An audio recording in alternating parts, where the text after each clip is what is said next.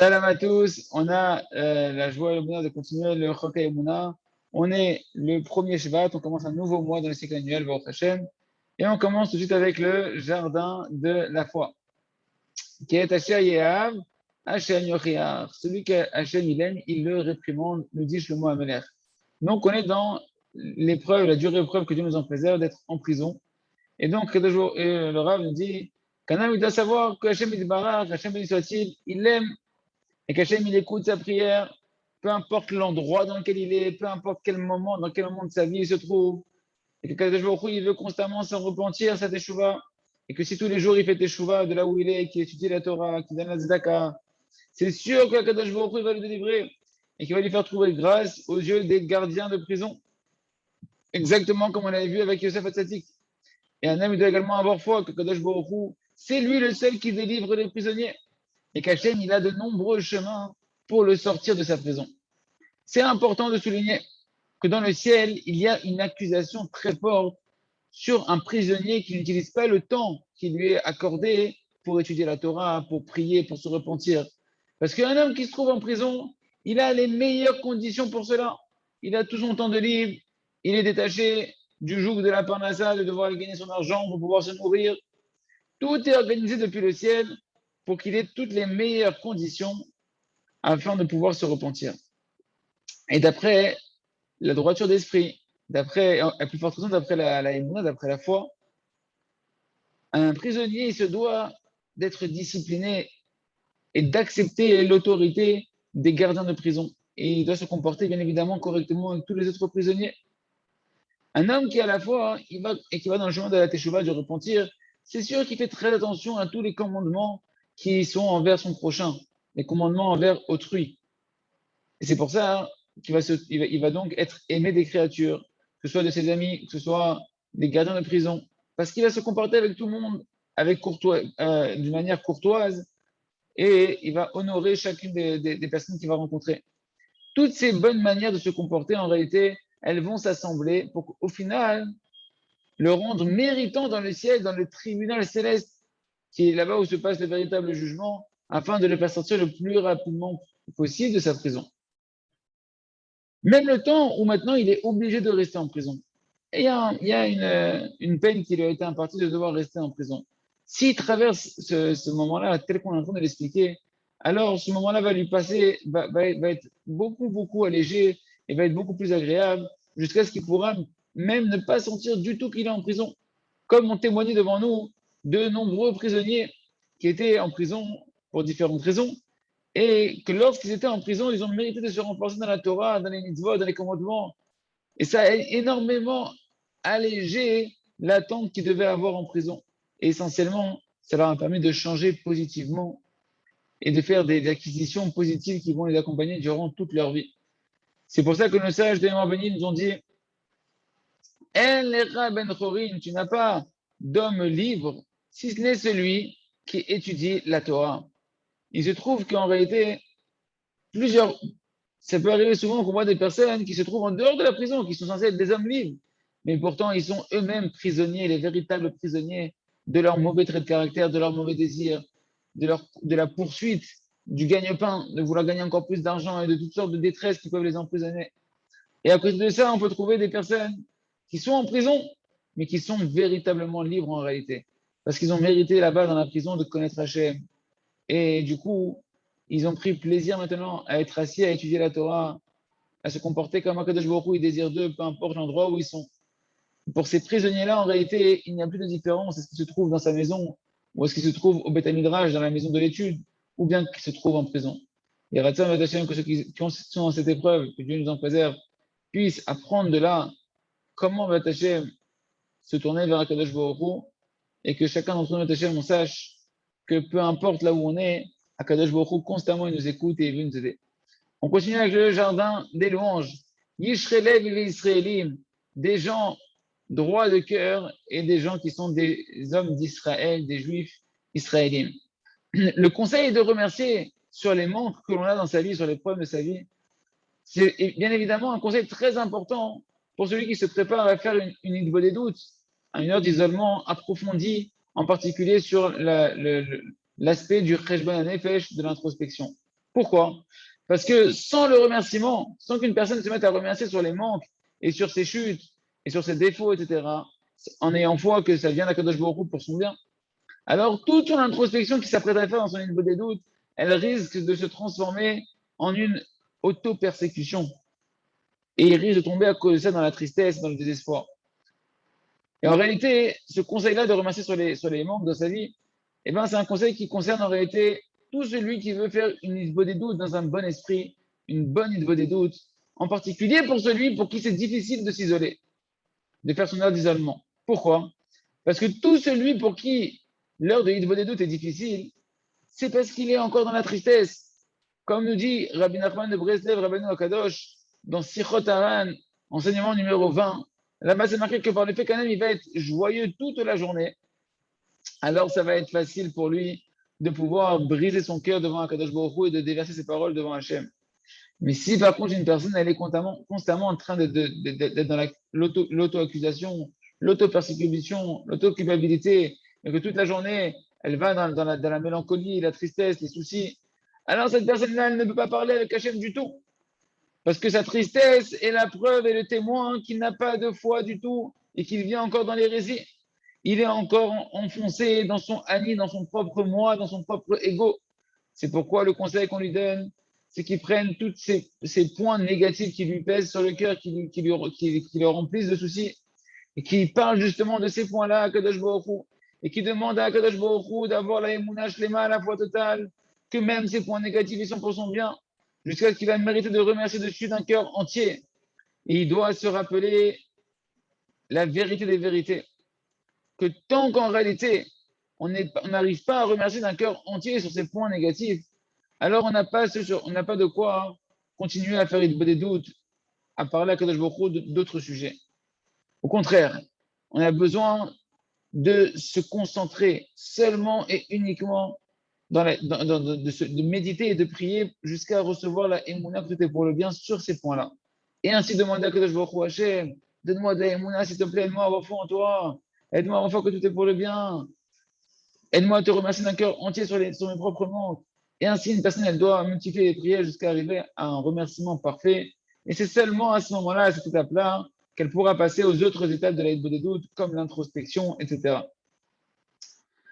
Donc le Rav me dit, souviens-toi bien, la première partie du remerciement dont on est en train de voir ici, la première partie de la Hitbo des doutes, où il y a le remerciement, ce n'est pas simplement un conseil qui convient à tous ceux qui veulent faire une Hitbo des doutes approfondie d'introspection, ou bien de ceux qui veulent s'allonger dans la prière sur un seul sujet.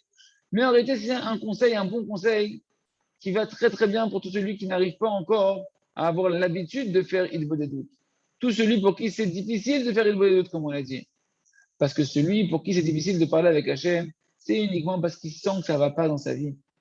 Et qu'il n'est pas heureux de sa part, il n'est pas heureux suffisamment de sa vie, de ce qui lui arrive. Et c'est ce qu'on appelle avoir des tortuosités dans le cœur envers Hachem. Son cœur, il est rempli de tortuosité.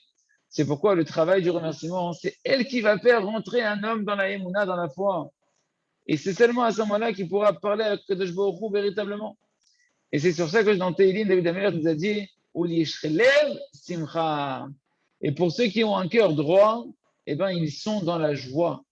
Parce qu'en réalité, les tortuosités du cœur, le fait de ne pas avoir un cœur droit avec Hachem, eh ben, c'est ça la tristesse, c'est ça le désespoir, c'est ça la mélancolie, l'hérésie. On se pose des questions sur Hachem, on n'est pas satisfait de notre vie. Par contre, celui qui a une droiture de cœur, eh ben, c'est ça la simcha, c'est ça la joie. Et ça, c'est allusionné dans le nom de Israël. Israël, tu peux le lire en fait, Yachar, El. Israël, ça se coupe en deux mots, Yachar qui est droit avec Dieu. Que son cœur, il est lié directement avec Hachem, qu'il a un lien direct de droit avec Kadosh Baruch Hu, par sa émouna, par sa foi et par sa joie. Donc, c'est-à-dire qu'en réalité, tout celui qui n'a pas encore un cœur droit avec Hachem, c'est-à-dire qu'il n'est pas encore Bessimcha de tout ce qui va arriver dans sa vie, parce que son cœur, il a encore des tortuosités, il va à droite, il va à gauche, alors celui-là, ça va être difficile pour lui de parler à Kadosh Baruch Hu. Et donc, on doit donc savoir que le remerciement, c'est un travail général qui convient pour tous les niveaux de chacun d'entre nous. Même celui qui a déjà un grand niveau de émouna, de foi, et qui est très habitué à faire des doutes, et qui peut même rester plusieurs heures à faire des doutes, qui est habitué à allonger sa des doutes, et qui est constamment rempli de joie naturelle, et bien lui aussi, il devra travailler ce point-là du remerciement dès le début. Parce que s'il ne le fait pas, alors il aura un manque dans son service divin et dans son lien avec Hachem. Parce que ne serait-ce que la petite détresse dans le cœur d'un homme, eh bien déjà, elle va venir endommager, que Dieu nous en préserve, notre lien avec Hachem. C'est pourquoi on a besoin du remerciement pour annuler tous les restes et les résidus de tristesse ou de détresse qui peut se cacher dans notre cœur. Et donc, on doit courir après chaque résidu de tristesse et de mélancolie pour les faire rentrer dans la simcha, pour les faire rentrer, ces aspects de la vie, dans la joie, grâce à la Emouna et au remerciement de Hashem. On continue avec le Sefer Bisdeyar à travers champs et forêts. Et c'est ça, en réalité, la foi, nous dit le Rav. Quelle est la foi la plus simple qui existe? C'est que même si maintenant, un homme venait à entendre une voix céleste, ou bien qu'un prophète venait à se dévoiler à lui, et qui lui dit, tu sais, tu n'as pas de réparation, tu ne peux pas, tu es quelqu'un qui est perdu, tu n'as pas de monde futur qui t'attend, Hachem in t'aime pas, de shalom, ou bien tout ce que tu fais, ça ne vaut rien, etc., etc. Et à plus forte raison, si ce n'est ni une voix céleste, ni un prophète, mais c'est simplement des pensées qui viennent dans notre tête nous dire ces paroles-là, alors on devra se renforcer dans notre foi, d'avoir foi que la foi nous dit, Hachem il t'aime, Hachem il m'aime, Hachem il m'aime constamment, et tout est pour le bien, il n'y a pas de mal du tout dans ma vie, etc., etc. Et un homme, il doit arriver à un tel niveau de pouvoir prendre une telle décision que peu importe ce qu'on lui dira, peu importe la barbe qui viendra devant lui parler et le chapeau qui viendra devant lui, malgré tout, il désirera continuer de servir Hachem, de prendre sur soi que je suis prêt à servir à Kadosh Baruch Hu, même si je n'ai pas de récompense, même si je ne vois pas de progrès dans mon service divin. Et tout homme qui veut réussir à faire une vraie teshuva, il doit être très très fort et courageux dans ce point-là. Parce que c'est ainsi qu'on a reçu de Rabbeinu Akadosh Rabbi Nachman de Breslev, qu'il est impossible de servir Hachem sans prendre sur soi une vraie décision de servir Akadosh Baruch Hu, même sans Olam Haba, même sans salaire dans le monde futur. Et en particulier dans la génération. C'est impossible de revenir à Bishuvah sans traverser l'épreuve de Elisha ben Abouya, Acher, le ténor de la Gemara, qui a entendu, comme c'est marqué dans la Gemara, une voix céleste qui lui a dit, tu sais, tu n'as plus de part au monde futur. Et lui, il s'est désespéré, il est tombé dans le désespoir, et il a quitté le chemin de la Kedusha, de la sainteté, le bon chemin pour aller dans le mauvais chemin que Dieu nous en préserve. Et tandis que si l'ami s'était renforcé et qu'il avait décidé que malgré tout, peu importe ce qu'on me dit dans le ciel, moi je veux servir Hachem, même sans Olam Haba, même sans mon futur, alors on aurait accédé à cette chouva, il aurait pu se repentir, il aurait eu part au monde futur.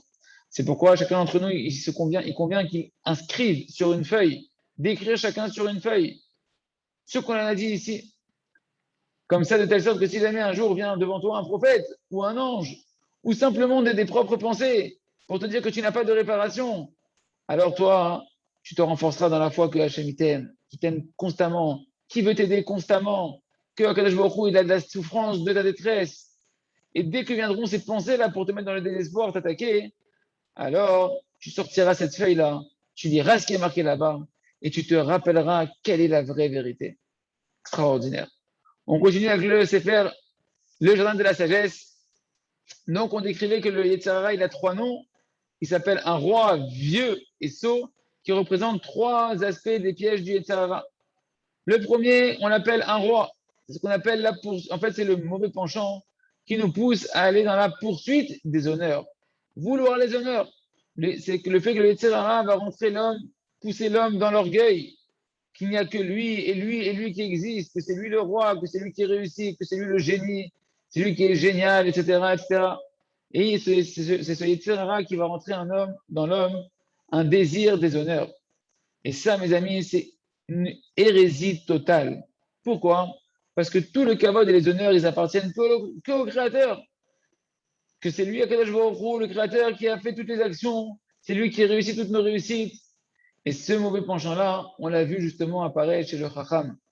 Le Chacham, le fameux Chacham de notre histoire, le fameux sage, que justement la recherche des honneurs, c'est elle qui l'a amené à sa perte.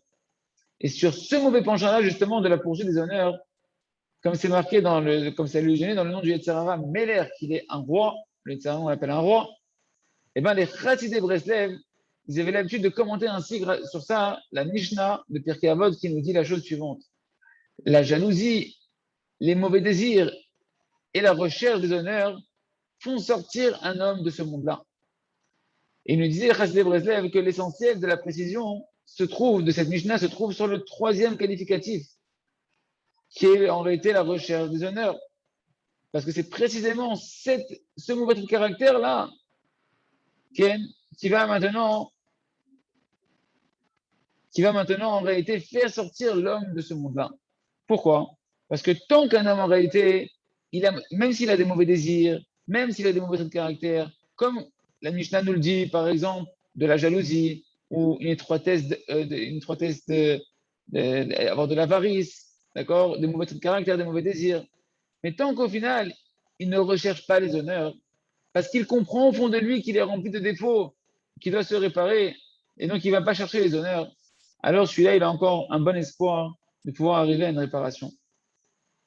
Mais si en plus de ses mauvais désirs et ses mauvais traits de caractère, maintenant il recherche des honneurs, alors celui-là, il n'est pas du tout dans le chemin de la réparation personnelle du tout. C'est pourquoi c'est les recherches des honneurs précisément qui font sortir un homme de ce monde-là. Le mot xil, un idiot, eh ben, en réalité, ça fait référence à l'homme qui court après les mauvais désirs de ce monde-là et les mauvais traits de caractère, qui sont tous en réalité le fruit de l'idiotie. Comme chacun peut comprendre très facilement qu'il n'y a pas besoin d'être un génie pour se mettre en colère ou pour s'en accueillir. Et également, il n'y a pas besoin d'être un professeur pour pouvoir se plonger dans le désir de la nourriture ou le désir de la débauche que Dieu nous en préserve, etc. Au contraire, plus un homme il va être idiot, et plus il va être enfoncé dans ses mauvais désirs et ses mauvais traits de caractère. À plus forte raison, un homme qui va maintenant, en plus de cela, fauter et faire des fautes directes envers le Créateur, que celui-là, c'est sûr qu'il n'y a pas de plus, il n'y a pas de plus grand idiot, il n'y a pas de plus grand idiot que lui. Mais là, il n'y a pas de plus grand idiot que lui. Est-ce qu'un homme qui a de l'intelligence et un peu d'intellect, il pourrait en venir transgresser la volonté du Créateur? C'est pourquoi en réalité, tout le livre de Michelet de Shlomo Ameler, on ne voit pas apparaître là-bas une seule fois le mot rachat, le mot fauteur. Mais en réalité, Shlomo Ameler a préféré appeler celui qui ne va pas d'après le chemin de la vérité un idiot. Quelqu'un à qui il manque de la connaissance. Voilà, le deuxième qualificatif du Sarara. On passe maintenant au troisième, on l'appelle un vieux. Pourquoi le Sarara s'appelle un vieux?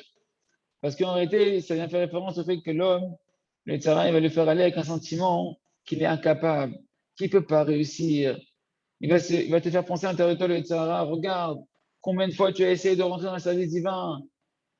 Et regarde, en réalité, tu as perdu ta vie ici, tu as perdu ta vie à faire des bêtises. Tu essayes, tu es perdu, il n'y a rien, il n'y a pas de réparation pour toi. En réalité, c'est le Yetzirah qui va désespérer un homme de pouvoir essayer, ne serait-ce d'être comme Hachem il veut, en disant tu es trop vieux, même si tu as 20 ans, tu es trop vieux pour pouvoir changer et te comporter correctement. Tu as fait trop de fois les mêmes avérotes, tu es trop vieux dans tes avérotes, etc. Et même si maintenant tu veux faire des choses positives, alors c'est les terrains qui vont te faire rentrer, de les faire avec de la lourdeur, de la paresse, comme si tu as plus de force, comme un vieillard qui est dénué de force. Que Dieu nous en préserve. Et au contraire, que Hachem nous aide à être dans le chemin de Rabbi Nachman de Breslev, de faire constamment un nouveau départ et de constamment sentir que l'on est comme un bébé qui vient de naître, rempli d'énergie, de joie et d'enthousiasme, de Hachem. On continue avec le Sefer Or Khadash, la nouvelle lumière. On sort au travail, les amis. De nombreuses fois, des gens viennent voir le roi, le Rav, et lui racontent combien c'est difficile pour eux de prier en s'allongeant sur un seul point une demi-heure tous les jours. Et ils lui disent, Rav, c'est bon, on a compris l'importance. Et on veut prier pour pouvoir annuler tel et tel mauvais désir. Mais dès que je commence à prier sur ça, 1 minute, 2 minutes, 5 minutes, etc., ça y est, j'ai plus de mots. Qu'est-ce que je vais pouvoir sortir? J'arrive plus à me renouveler. J'ai plus de nouveaux mots et je m'ennuie. Comment est-ce qu'on peut faire une demi-heure sur un seul sujet et en plus de ça, pas qu'une seule fois, mais tous les jours? La réponse à ça, nous dit le Rav, c'est Rabbi Nachman de Breslev lui-même qui nous la donne dans l'écouter Moharan, enseignement 96. Rabbi Nathan nous dit à propos de Rabbi Nachman que voilà qu'il nous a donné d'autres propos sur la Hidbo des doutes. Cette Hidbo des doutes qui était un chemin dont Rabbi Nachman de Breslev s'empressait énormément d'accomplir. Il était extrêmement habitué à cette habitude de faire Hidbo des doutes, de parler à Hachem, de converser avec Hachem, de déverser ses paroles à Kadosh Baruch Hu chaque jour. Et ainsi, Rabbi Nachman nous a dit que même si une personne n'arrivait pas du tout à parler, et qu'il arrivait en fait qu'à dire qu'une seule phrase, qu'une seule parole, qu'un dibour, et bien même ça, c'est très bien. Et il a ainsi dit, même si jamais en réalité, tu n'arrives à parler tu n'arrives à dire qu'une seule phrase à Kadosh Baruch Hu, et bien tu dois continuer à être courageux et à être fort à l'intérieur de toi-même et répéter cette phrase. Parler justement de cette parole que tu arrives à dire, la répéter combien de fois, sans cesse, sans compter combien de fois tu vas la répéter et la répéter. Même si tu dois passer, me dit Rabbi Nachman, des jours et des jours à ne faire que répéter la même phrase quand tu travailles ta volonté sur un sujet. Même cela, c'est très bien. Tu dois être fort et courageux de pouvoir multiplier les paroles. Cette parole-là que tu arrives à dire un nombre de fois aussi nécessaire qu'il faudra jusqu'à ce que Kadosh Baruch Hu, il te délivre de ce mauvais caractère ou ce mauvais désir. Jusqu'à ce qu'Hachem, il t'ouvre la bouche et qu'il te permette de pouvoir donner encore de nouvelles paroles et de nouvelles paroles sur le même sujet, de pouvoir diversifier tes paroles. Rabbi Nachman nous dit donc ici qu'en réalité, même avec une seule parole, même avec un mot, une parole, ça suffit pour pouvoir que tu peux la répéter sans cesse pendant des jours et des jours. Et toi, maintenant, tu as des mots pour 2 minutes, pour 5 minutes. Ben, c'est simple. Il te suffit juste de répéter pendant une demi-heure ces mots que tu arrives à dire pendant 2 ou 5 minutes et les répéter et les répéter. Et peu importe si tu te répètes ou tu ne te répètes pas. L'essentiel, c'est que chaque mot que tu vas dire, comme on l'a expliqué plusieurs fois, tu vas construire des réceptacles spirituels pour recevoir l'aide divine dedans. Encore un mot, encore un réceptacle. Et ainsi, tout celui qui fait en fait le travail de la volonté pendant une demi-heure par jour, il est obligé de se répéter sans fin. Qui peut faire une demi-heure sur un sujet sans se répéter soi-même? Et c'est ça précisément le travail qu'on te demande. Construire des réceptacles, prier, reprier, de nouveau et de nouveau, jusqu'à être délivré. Et ainsi, on peut faire du coup cette demi-heure sans problème. Le Rav, il témoigne sur lui-même que lui-même, pendant des années, il a dû répéter les mêmes paroles durant des heures. Et que chaque jour, il répétait les mêmes phrases et les mêmes phrases et les mêmes phrases. Et on voit ça apparaître également dans le Shmoné Esrei, dans la Hamida, les 18 bénédictions qu'on fait à voix basse, le matin, l'après-midi et le soir. N'est-ce pas qu'on les répète 3 fois par jour? Et c'est le même texte exactement. Parce qu'en réalité, le vrai travail, écoutez bien ça les amis, le vrai travail, ce n'est pas de trouver de nouveaux mots, c'est pas de trouver à chaque fois des nouveaux mots à dire à Hachem. Le vrai travail, c'est de dire les mots que l'on va dire avec une volonté à l'intérieur renouvelée, un enthousiasme encore plus fort à chaque fois que je vais répéter. Et si tu n'arrives pas à répéter les mots de nouveau, les mêmes mots, c'est qu'en réalité, tu manques de volonté à l'intérieur de toi-même. C'est pourquoi il te faudra prier et demander à Kadosh Baruch Hu qui te donne une forte volonté de changer. En lui disant, Maître du monde, aie pitié de moi. N'est-ce pas que tu vois que je répète les mêmes fautes chaque jour, que je tombe dans le même mauvais désir chaque jour? Qu'est-ce qui va devenir de moi, Boré Olam? Est-ce que j'ai un autre conseil? Est-ce que j'ai une autre adresse où me tourner que du monde faiseur? Maître du monde, il n'y a que toi qui peux me délivrer. Je t'en prie, Créateur du monde, aie pitié de moi. Aide-moi à avoir une volonté forte de sortir de l'obscurité, de cette obscurité. Et donne-moi la force de prier sur cela. Aide-moi à être fort et à prier et à supplier. Chez où est-ce que je vais? Où est-ce que je vais aller? Où est-ce que je peux m'enfuir? Je me dois de me tenir devant toi, Ribono Shel Olam, et d'insister, Bitfila. Aide-moi, Kadosh Baruch Hu, maître du monde. Aide-moi à tenir une demi-heure et à te supplier. Aide-moi à redire les mêmes mots avec un nouvel enthousiasme. Aide-moi, Ribono Shel Olam, à prier devant toi jusqu'à ce que tu me donnes la force de pouvoir surmonter mon mauvais penchant. Comme c'est marqué dans la Gemara, Gdosha. Si tu m'aides pas, Kadosh Baruch Hu, je ne peux pas surmonter mon mauvais penchant. Aide-moi à construire encore des kelim et encore des kelim, à multiplier la prière, afin que tu puisses m'aider et me donner la force de surmonter mon mauvais penchant. Aide-moi à multiplier les prières et à répéter les prières jusqu'à ce que j'annule tout ce mauvais désir, toute cette nature, que je puisse annuler cette nature que tu m'as donnée complètement, ce Yetzirah-là, que je puisse l'annuler complètement, ce mauvais désir que j'annule complètement, les gamrés. Et ces mots-là, du coup, il faudra les répéter et les répéter. Et c'est ça concrètement, de travailler sa volonté. Donc ne pas s'inquiéter les amis, ne pas écouter les mauvais penchants, même si on doit répéter une demi-heure les mêmes phrases, eh ben, c'est ça le travail. On construit des kélim, on construit sa volonté, et ainsi on attire sur soi l'aide divine pour pouvoir véritablement changer. Chazak, Venitrazeh.